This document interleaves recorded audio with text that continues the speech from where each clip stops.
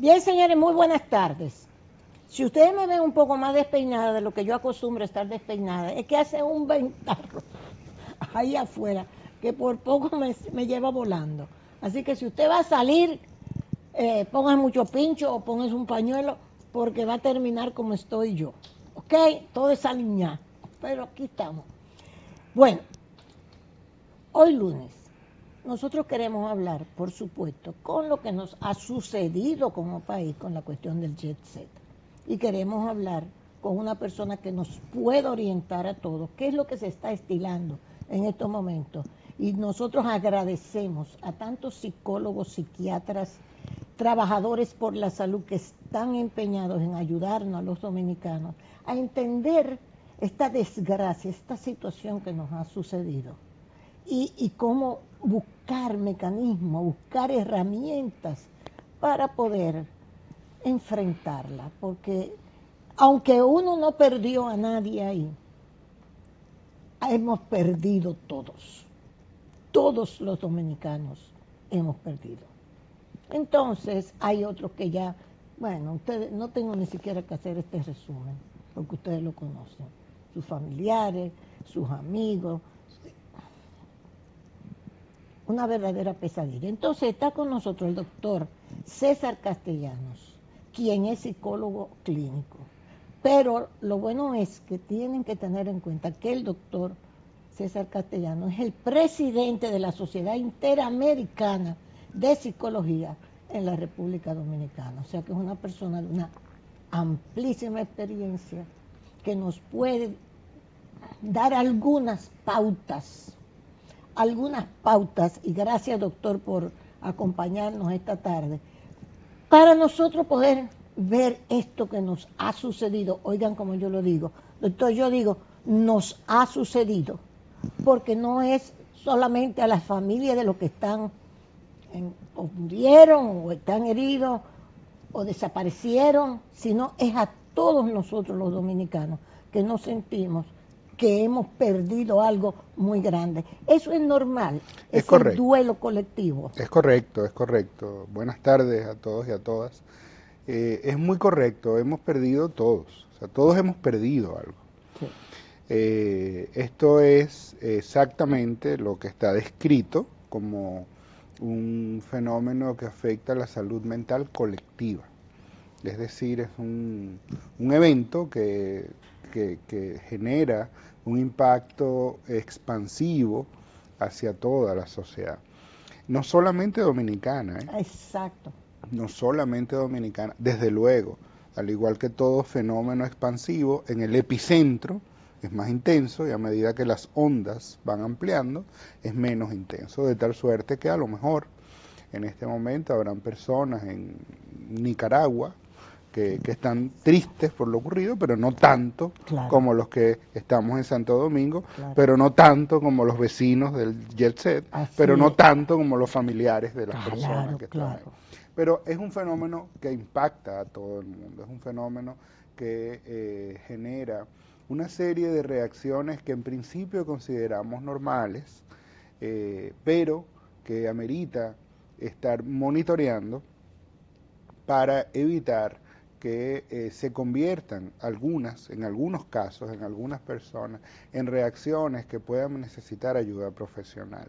Me gustaría decir de entrada que la mayoría de las personas que hoy estamos afectadas de una manera o de otra, no vamos a necesitar ayuda profesional, pero sí necesitamos la ayuda propia del afecto humano, o sea, necesitamos un espacio seguro para hablar, para desahogarnos, si es con su pareja, si es con amistades, si es con un pastor, si es con un sacerdote, si es con alguien de su familia, con quien sea, pero sí necesitamos un espacio seguro para desahogarnos, para hablar de lo que está pasando, de cómo me siento, de lo y profesional también. Y si entonces, si no logramos superar esta situación, y esto lo digo porque a veces las reacciones iniciales son muy intensas. Ay, sí.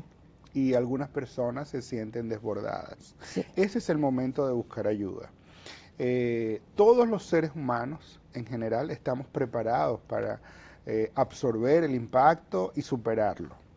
pero algunas personas traen vulnerabilidades. Sí. Y esas vulnerabilidades muchas veces tienen que ver con su perfil de personalidad, tienen que ver con lo que fue su crianza, con qué tan sólidos son sus vínculos de afecto, con qué tan sólidos son sus maneras de procesar las malas noticias. Y entonces, bueno, algún porcentaje pequeño va a necesitar ayuda, sin duda alguna. Y, doctor, ahora que usted dice, atención, porque esto es lo importante de esta entrevista para mí. Cuando usted mismo dice necesitar la ayuda, hay veces que entonces las personas que te rodean te dicen, pero tú tienes que ser fuerte, tú tienes que entender que la vida, tú tienes, porque fue un designio de Dios, porque, pero saca de abajo. Doctor, y a veces yo digo, ¿de dónde? ¿De dónde? Yo sé que lo hacen de buena fe. Es correcto. Pero el saca de abajo no siempre funciona. Ni el pon de tu parte Ni tampoco. pon de tu parte tampoco. No funciona. Exacto. No funciona porque, a ver, primero, cada persona tiene su historia y su propio recorrido y procesa las cosas de manera particular. Pero, adicionalmente, lo que más ayuda a alguien que está en duelo emocional es saber que cuenta con alguien incondicional, dispuesto a escuchar o simplemente a estar. Es decir, en estos momentos de dolor, para personas que están muy afectadas, una pregunta muy recurrente es, ¿qué le digo? Ah, sí. ¿No? Sí. Pues Sí. no diga nada. Y uno mete hasta la pata. ¿Cómo Sí, tú estás? sí, ajá. ¿Cómo Sí. diablos tú quieres que Aprovecho para ¿verdad? decir, y aprovecho. Pero es la torpeza de uno para enfrentarla. Bueno, ¿Cómo tú sí, estás? es torpe, Es torpe. pero tiene una razón de ser, me explico. Sí. En primer lugar, me gustaría aprovechar eso para señalar que si usted está en un medio de comunicación, Sí. por favor, no se acerque a las personas preguntándole cómo se siente, Sí. cómo quiere que se sienta, dígame, cómo usted sí. espera que se sienta. Ajá. Entonces, desde luego, usted tiene el deber de informar, pero no pellizcando la herida, o sea, no es necesario. Claro. Por otro lado, hay una responsabilidad también social y moral de no mostrar imágenes que lesionen la dignidad de las personas. Ay, por favor, bien sea sí. las que fallecieron, bien sea los sobrevivientes. Ay, sí. Hay que guardar la dignidad del ser humano. Pero volviendo a la respuesta y volviendo a lo que usted señalaba, Consuelo, lo que más necesita una persona en esta etapa es alguien incondicional que esté dispuesto a estar allí. Usted no tiene que decir nada. Nada. ¿No? Nada, no tiene que decir nada. Está. Usted está ahí, mire, yo estoy aquí para apoyarte. ¿Qué necesitas? Nada. Ok, me quedo aquí contigo. O vuelvo después y te vuelvo a preguntar. Porque esa persona cuando necesite algo lo va a decir. Pero no es, te traje esto, y cómete esto, y ponte para allá, y háblame de esto, porque no estás ayudando. Sí. Y eso solamente habla de la propia angustia del otro. ¿Ya? Entonces le retransmite esa angustia. Entonces, ocurre algo muy paradójico. Como yo te tengo mucho cariño, sí. yo no te quiero ver mal. Sí. Y como yo no te quiero ver mal, yo necesito que tú estés bien, porque cuando tú estás mal, yo me siento mal. Claro. Luego, lo que está ocurriendo ahí es que es tremendamente egoísta. Yo quiero estar bien, y para yo poder estar bien, necesito que tú estés bien. Sí. Eso no ayuda. Es así. Eso no ayuda. Lo que ayuda es poder ser incondicional. Oye. Incondicional significa, yo necesito que me busquen los niños al colegio, porque yo no doy para nada. Yo me encargo. No te preocupes, yo resuelvo. Mira, yo no he podido cocinar hoy a mis hijos. No, ok, vamos, yo te cocino, yo compro comida, yo los llevo a comer a mi casa. Eso ayuda. Usted no tiene que decir nada, no se ponga a decir, no, eso no vale, no te preocupes, eso va a pasar, mañana no sé cuánto, eso era lo que estaba escrito, mañana va a pasar, pon de tu parte. Eso no ayuda, eso lastima más la herida, lastima más el dolor, porque en esta etapa, aunque usted lo está haciendo de muy buena fe, en esta etapa la persona siente culpa. Y cuando usted le dice eso, le está lastimando más la culpa todavía.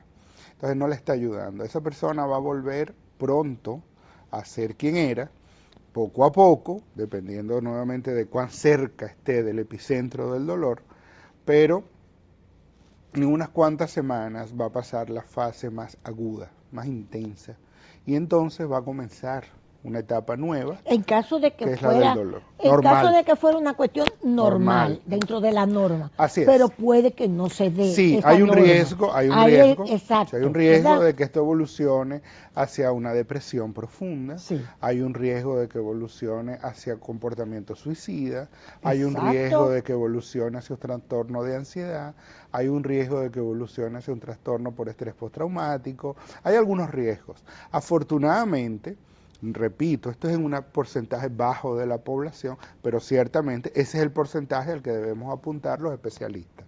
Porque la mayor parte de las personas van a poder transitar por este dolor y van a poder salir adelante en unas cuantas semanas. Las personas más cercanas al epicentro del dolor, del evento, esperamos por lo menos 3 meses. Son 16, de 12 a 16 semanas. Ese es el periodo que consideramos normal. O sea, yo no le puedo pedir a una madre que perdió un hijo hace apenas una semana. A veces son hasta 3 y Sí, 4 sí, familias señor. y los matrimonios. No le puedo pedir Ay, que, Dios mío. en 2 meses esté bien, no lo va a estar, no lo va a Doctor, estar. y ese sentimiento también que se ha exteriorizado mucho en las redes, de no solamente de dolor, sino de De rabia, rabia. porque tienen que castigar, porque los ricos, porque los... Y una serie de comentarios hirientes, Sí. hasta un sacerdote dijo de todo.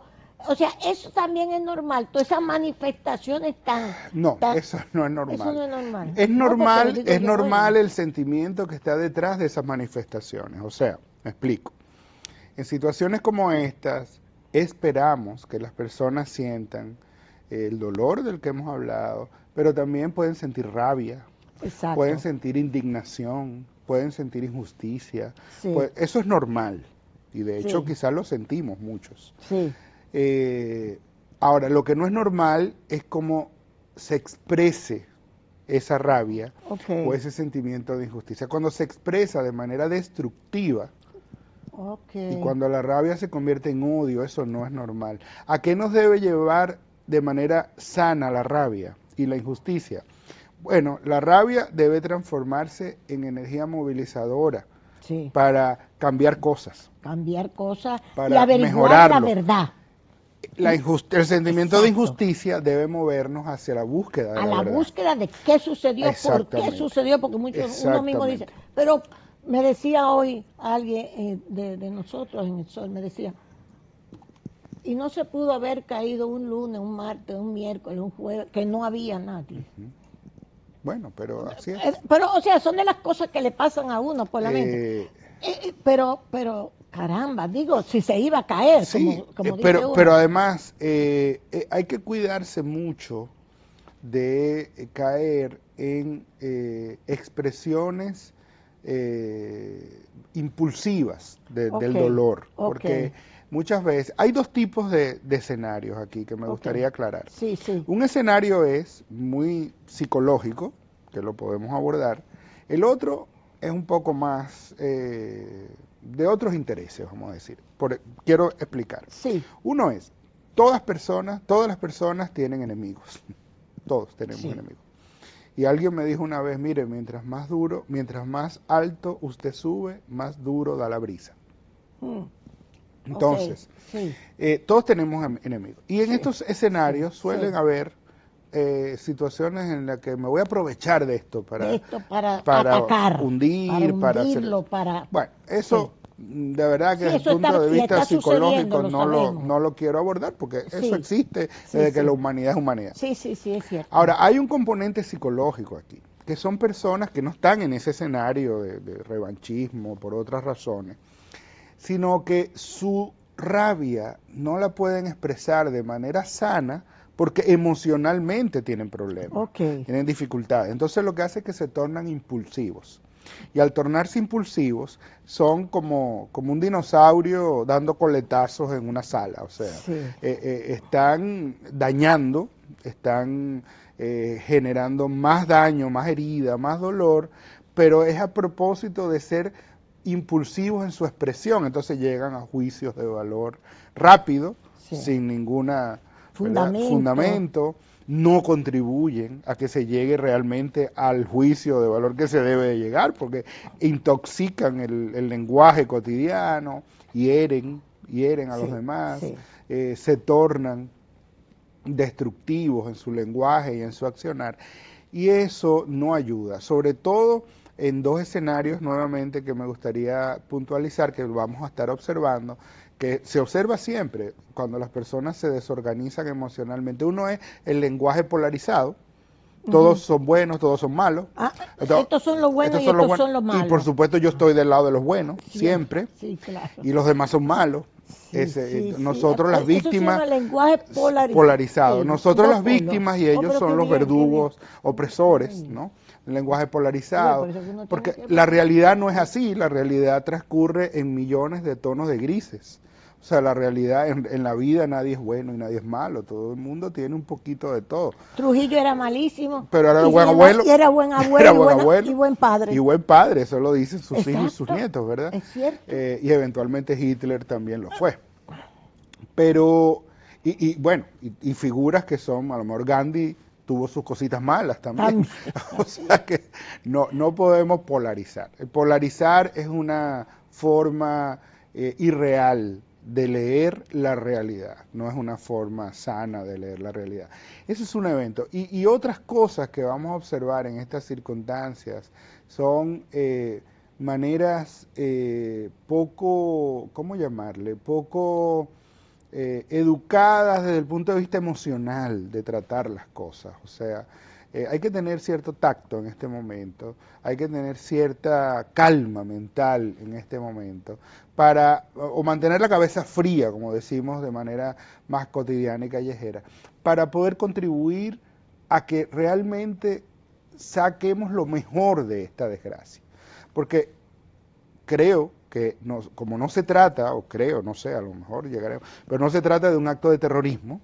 Exacto. No parece que hay una mano negra detrás de esto, Hasta ahora, hasta ahora. exacto, Entonces no fue un piensen eso. accidente, y como fue un accidente, obviamente a lo mejor era prevenible, Así es. pero para poder llegar a eso hay que permitir que se asienten bien las cosas y se agoten los procesos que han de agotarse. Entonces, otra de las opiniones, ya que estamos viendo esa gama de opiniones y de reacciones, hay otra que es la de esto no debe servir para que funcionen las autoridades, que hay una serie de edificaciones, que hay una serie que tienen que ser supervisadas. Pero yo decía, pero hasta el CODIA, que está en el edificio del CODIA, le llevaron la mitad del CODIA, una construcción que estaban haciendo al lado. La gente que tiene que supervisar las construcciones, no quiero satanizar al CODIA, pero su propio edificio, el CODIA, ahí en Ciudad Nueva, en la zona colonial, perdón, le llevaron la mitad del CODIA, una construcción que estaba al lado. ¿Usted entiende? O sea, eso es de la forma, lamentablemente, pero positivas que podemos ver también de estas desgracias, de que funcionen los organismos. Hoy estaba viendo un editorial sobre eso, de que funcionen los funcionarios encargados, que no sea un cargo más, sino que funcionen. Es así. Siempre y cuando, nuevamente, lo asumamos procesualmente y no de manera reactiva. Sí. Porque si lo asumimos de manera reactiva y fanática y entramos ahora en el discurso de que, que los funcionarios y el gobierno, entonces, viene la Semana Santa, vienen una serie de accidentes, entonces, las carreteras, y entonces, ¿entiendes? Es decir, vamos a asumirlo, yo creo que sí es una gran oportunidad, pero para asumirlo procesualmente, o sea, de manera acabada, seria, como una discusión que ha de tener el Estado con la sociedad y una discusión que hay que abrir. Sí. Que hay que un debate, aquí Sí, tiene que haber sí. seminarios, tiene que haber mesas redondas, Claro. tiene que haber participación de las instancias que saben de eso técnicamente Ustedes hablando. en la sociedad, como esto ha sido también algo internacional, Sí, porque es uno de los eventos más dramáticos y sí. con más víctimas dentro de los eventos, así. Ujú, Este es uno, creo que quedamos en tercer lugar con este evento, con la correcto. cantidad de muertos, heridos, desaparecidos. ¿Sería posible que la sociedad, usted que está presidiendo la sociedad como tenemos, Interamericana de Psicología. Interamericana de Psicología, Ujú, que nos convocaran a los dominicanos sí. a manejar, Debo a buscar decir las herramientas para manejar esta situación? Debo decir que desde el primer día, o sea, esto ocurrió en la madrugada del martes Sí. y el jueves ya en la mañana yo tenía comunicación de los colegas de Colombia, el doctor Pedro Puentes, diciéndome la Universidad Simón Bolívar se pone Ay, a qué disposición bueno. para ayudar en lo que sea y de hecho estamos materializando unas jornadas a través del Zoom de apoyo emocional con psicólogos colombianos que nos van a apoyar Ay, también, qué bueno. abierto al público, gratuito, general. Mañana empieza una, Ah, de qué hecho, bueno, mañana a qué las bueno. 7 de la noche ¿A dónde va a tenemos ser y una, cómo se asiste? Es en Zoom. Ah, es por Zoom. Pero Esperamos usted no tener más nos de 1000 dice, personas allí. nos da la Yo les voy a dejar los dirección, datos los para que datos para decirlo. puedan Muy importante. avisarlo. Es gratuito, va a estar abierto. En esta primera entrega van a estar los profesionales del IDECIP, que es la institución que yo coordino, pero ya la segunda vamos a tener a los colegas colombianos, también la Sociedad Cubana Ay, de qué Psicología se bueno. puso a la orden desde el primer día. El doctor, los doctores, ¿verdad?, que están a cargo, el doctor Alberto Cobian, que preside la Sociedad Cubana de Psicología de la Salud, se puso a la orden, dijo, mire, si hay que ir, vamos, nada más Ay, díganos cómo sí. hacemos, nosotros tenemos experiencia en Ay, sí. desastres. Ay, Es sí. decir, se ha movilizado la Ay, comunidad qué bueno, internacional porque se en necesita. favor de apoyar a los colegas dominicanos, pero debo decir que las universidades dominicanas Sí, han dicho sí. La presentes desde el primer día, Pucamaima, UNIBE, hasta le hicimos los anuncios, sí UNIBE, señor, han enviado sus INTEC, sí psicólogos, señor, el defensor del pueblo, sí la gente señor, del defensor del pueblo, así ha es. estado presente, Así es. psicólogos del defensor del Y pueblo. además también el equipo de UNIBE con la Sí, doctora Vanessa Espaillat al Albanesa, frente estuvo trabajando con los rescatistas sí. también ayer y van a continuar. O sea, se ha ido movilizando Mi hija trabaja, que adecuadamente. es psicóloga, Ujú, en CONANI, y correcto. también ha participado, Sí, Emilia Palmira porque también Torres. lo bueno tenemos que decirlo. En esta, sí, en Eh, estas yo jornadas creo también que ha participado. el COE que tenemos hoy día Ay, es para sentirnos orgullosos. El COE que tuvimos hace quizás 20 años con los huracanes y todo esto, que vimos aquellos desastres que así nos es. pasaron a todos, pero yo creo que la coordinación estuvo bastante bien. Ahora, Eh, finalmente, Ujú, porque nos están haciendo señas, doctor, cuando el director del COE que estaba informando sobre ujú, la situación, se le salieron las lágrimas, ujú. ¿hubo alguien, algún psicólogo, etcétera, que lo criticó? ¿Cómo es posible? Eso no es una manifestación tan humana, tan humana. Sí, claro. ¿Usted cree que, o Eso sea, que eso era digno de ser eso criticado? lejos de restarle a alguien le suma, porque lo hizo primero de manera muy genuina, luego lo estaba en el contexto adecuado para hacerlo, ¿verdad? Por tanto, eso es una expresión normal, humana y que además le suma muchos puntos a una persona que ha demostrado primero responsabilidad ética y estar del lado siempre del cumplimiento del deber, como lo es el general que está a cargo del COE, Sí, Juan Manuel Méndez. que es el general Juan Manuel Méndez, general retirado Juan Manuel Méndez, que además es voluntario, Bueno, hay que decirlo, dicho sea de paso. Sí, y porque siempre lo ha oí estado. esa crítica y me dolió como si hubiese sido a mí. Porque además es Mírenlo ahí. un general que ha roto los estereotipos, Así es. porque canta en las redes sociales junto Sí, a sus hijos, porque acude así. a compartir con los amigos, pero es un general Sí, y señor. muy responsable y mostró que ese cuerpo de voluntarios y voluntarias Sí, que dieron el todo por el todo, El todo por el todo. Ahí hubo gente que estuvo 24 horas corridas trabajando con las manos, removiendo piedras. Y los testimonios de los sobrevivientes, todos hablan de lo agradecido que se sienten, de la manera como estos rescatistas le trataron. Eso habla de que el liderazgo es un liderazgo sano y un buen liderazgo. Muchas gracias, General Méndez, muchas gracias. Así es. Doctor, muchas gracias. Muchas gracias. Entonces me envía la información del Zoom por supuesto para que nosotros entonces entregarla. Para que la puedan difundir. La gente pueda todos participar. Y todas están bienvenidos. Si usted necesita, siente, oigan lo que dice el doctor. Y a la familia, si es necesario, busque ayuda profesional. Si entiende que no puede, ¿verdad, doctor? Así es. Busque ayuda profesional. Así es. Eso no es una muestra de debilidad. De debilidad, a ver, lo que tú tienes que hacer. Debilidad es no reconocer que necesitamos ayuda. Muy difícil. Muchas gracias, doctor Castellano. Muchas gracias a usted. Hasta la próxima. Nos vamos y volvemos.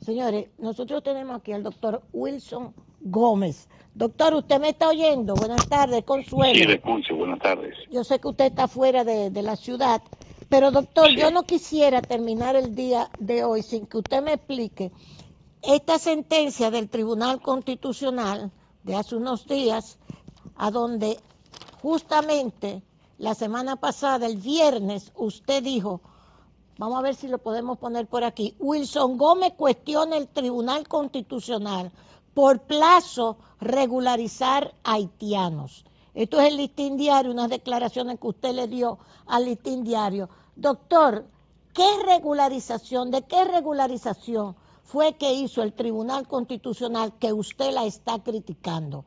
Por favor, si usted es tan amable. Sí.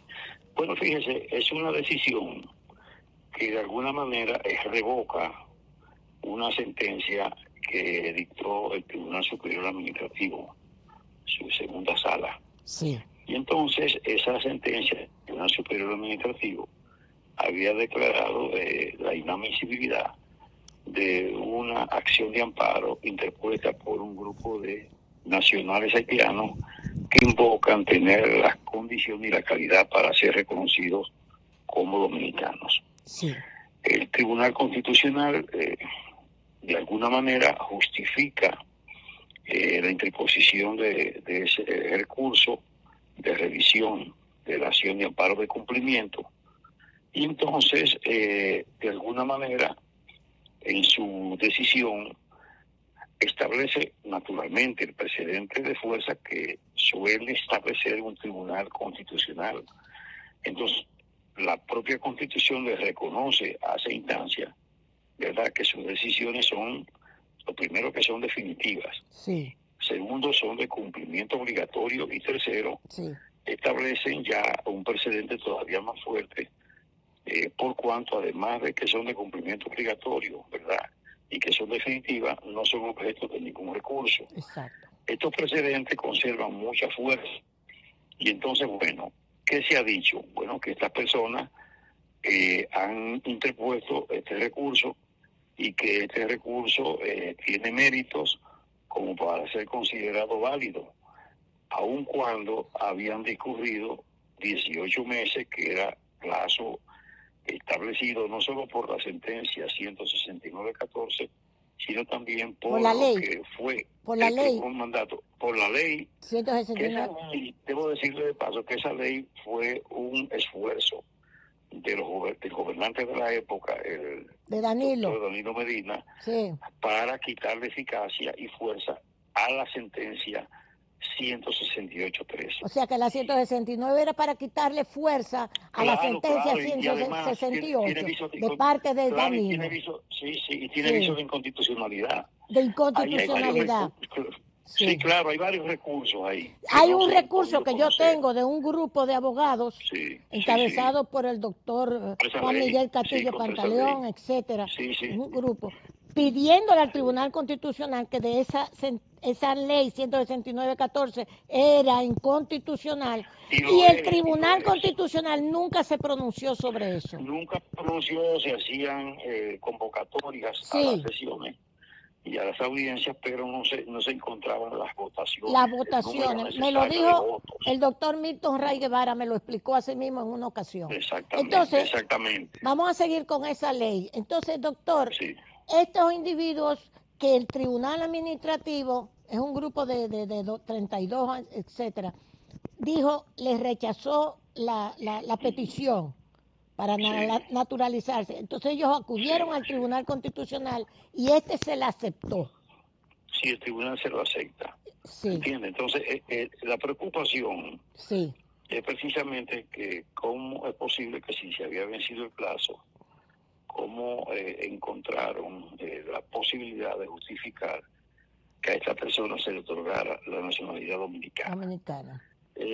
Todo el mundo sabe que hay unos de propósito, hay muchos movimientos alrededor de la procura de la nacionalidad.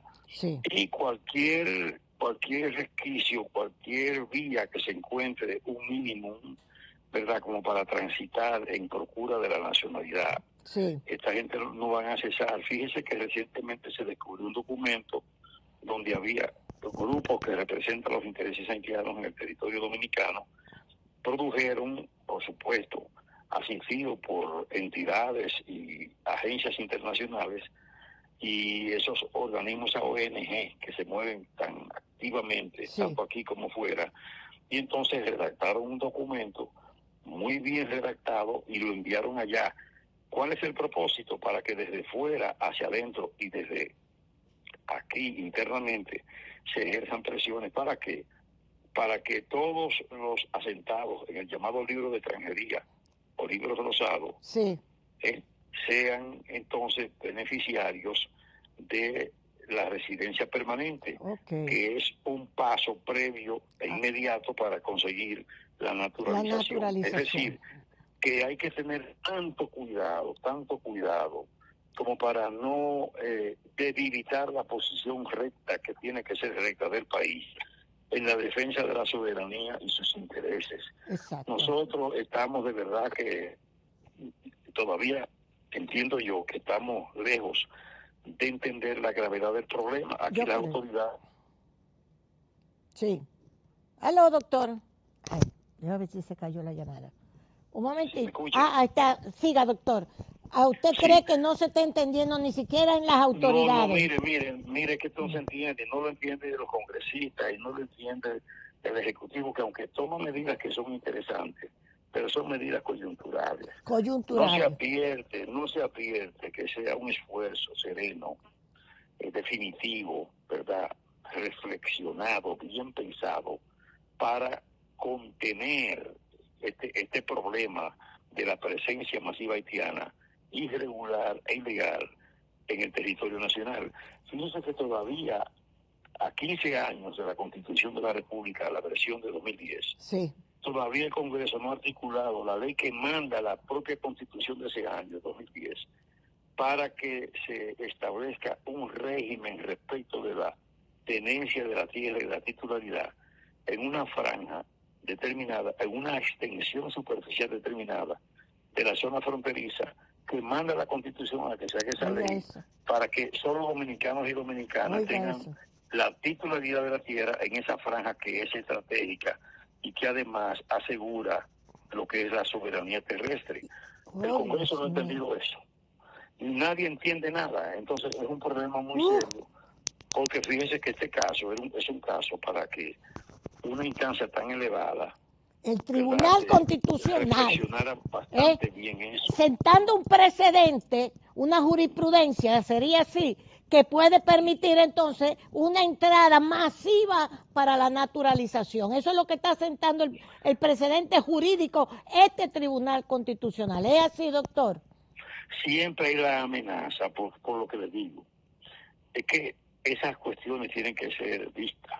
Claro. Inclusive, si bien imbuido el juez del derecho, ¿verdad?, imbuido de los mejores propósitos, también tiene que estar tocado por la importancia de preservar la patria y la soberanía. Así es, así mismo es. Doctor, yo sé que usted está afuera y le agradezco mucho esta llamada que usted me ha respondido para presentarle este caso a los televidentes, porque esto es grave, esa decisión del Tribunal Constitucional. Grave. Muchísimas gracias, doctor Wilson Gómez. Un Muchas placer, gracias. mucho gusto. Bien. Hasta luego. Después, cuando el doctor venga, vamos a ampliar. Yo pienso ampliarlo, este tema. Pienso ampliarlo.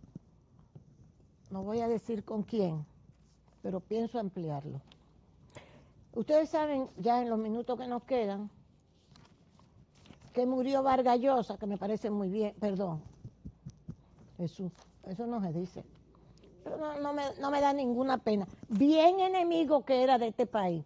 Él y el hijo, ustedes se acuerdan de Gonzalo, el hijo, que era del ACNUR, de Naciones Unidas, y que decía que nosotros éramos racistas, que la sentencia 168-13 le había quitado la nacionalidad a todos los haitianos, a todos los dominicanos, con condiciones como los haitianos, que le quitábamos la nacionalidad, la sentencia 168. Ese era Gonzalo, el hijo de Vargas Llosa, que estaba aquí en el ACNUR, acabando en todos los foros internacionales con este país, y Vargas Llosa también. Y así Vargas Llosa, que escribió un artículo en contra de este país, diciéndonos racistas y de todo, el hijo de su madre ese, que debió haberse muerto antes debió haberse muerto, perdón, escribió en contra de este país. Un hombre que escribió La fiesta del chivo con muchísima mentira. Yo nada más leí de él. La verdad es que yo leí de él en mi juventud, Conversación en la Catedral.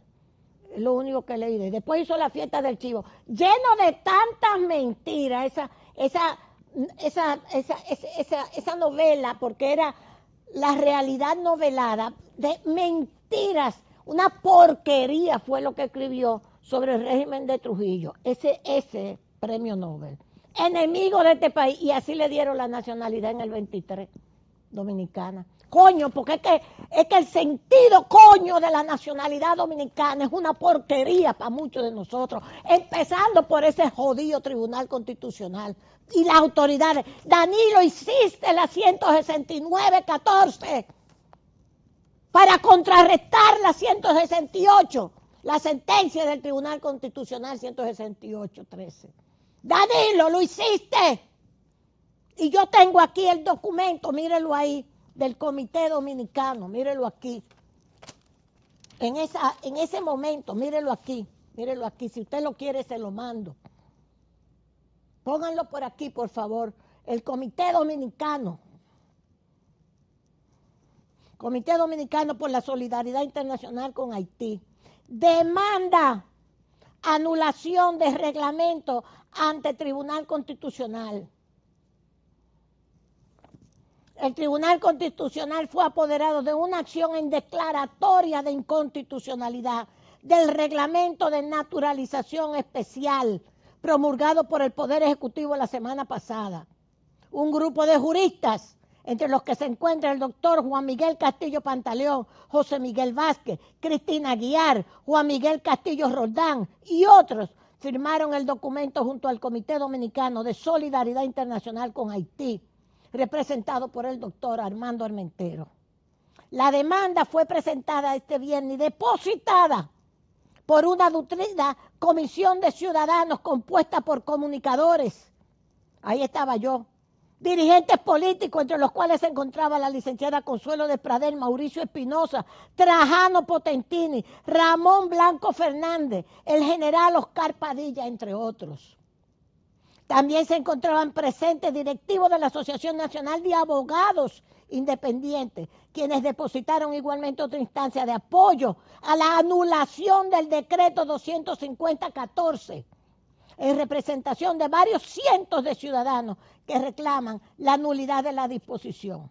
Con ese reglamento, aprobado mediante el decreto 250-14, invade la competencia de la Junta Central Electoral al crear un sistema paralelo y al margen de la ley para registrar nacimientos de extranjeros en el país y luego permitir su naturalización sin identificación de los padres.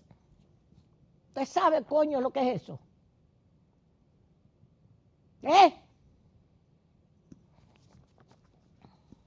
En su escrito de 30 páginas, los abogados señalan que el decreto que aplica la ley 169-14 de naturalización especial viola su propia ley y permite que con una simple declaración notarial y sin mecanismos de verificación se legalice la presencia de extranjeros a los que no se les requiere prueba seria de su nacimiento, ni la indicación de su nacionalidad de origen, ni prueba de su radicación, de que estaban aquí. No, un papelito.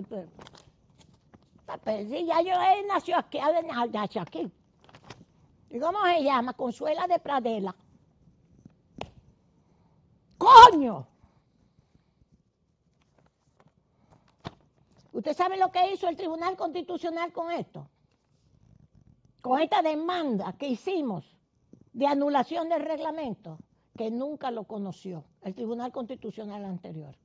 Nunca lo conoció, por lo que nos está diciendo el doctor Wilson Gómez, porque cuando se convocaba para esto, muchos de los que estaban ahí ni asistían a la reunión para que no hubiera quórum. Me lo dijo Milton Ray Guevara.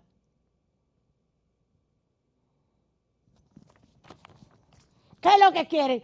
Meter con esa resolución de este Tribunal Constitucional, meternos la fila, coño, miles, millones de haitianos naturalizados. Este Tribunal Constitucional, ustedes. Y si vamos a tener coño que pelear, aquí vamos a pelear. Entiéndanlo, coño.